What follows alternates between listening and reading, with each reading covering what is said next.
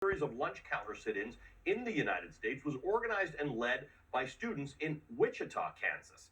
This peaceful protest ended in victory as the drugstore where the sit-in started, along with other locations, changed their policies throughout Kansas.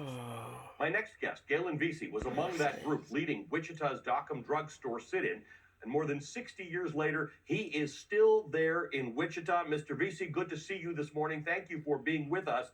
Like so many of these protests here in the United States or in other places where we have seen nonviolent protests, sit-ins, things like that, civil disobedience, for you it started as personal. It was looking at your parents and your elders who just wanted to be served and in many cases would have to stay outside of a restaurant or stay out in the cold. You just wanted a basic civil right remedied.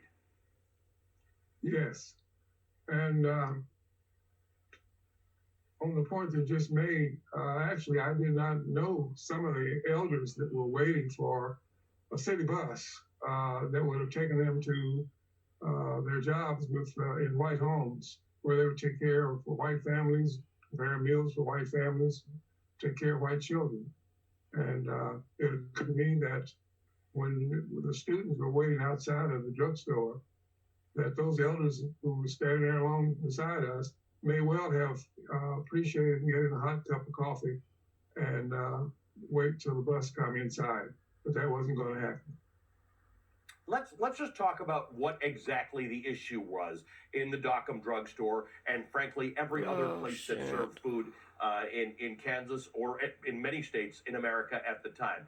You could go into that drugstore and go to the end of the counter and order food for takeout. You could not sit in that drugstore at the lunch counter. Yes, that's and correct. So, what caused?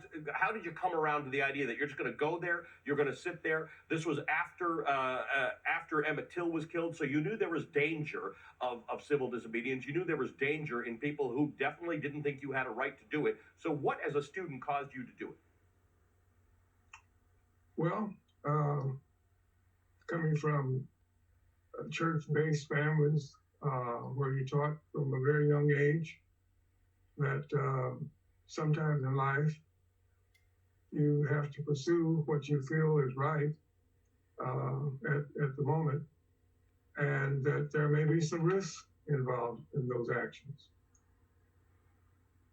Your parents were unaware. Your dad was unaware that you were doing this. What would he have said if he knew? Wow.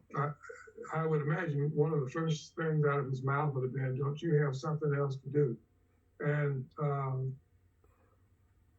Dad loved beef at a packing company.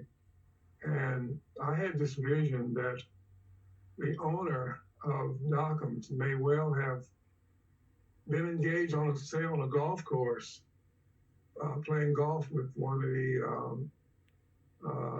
owners of the Dockum. And it occurred to me that a discussion might have come up.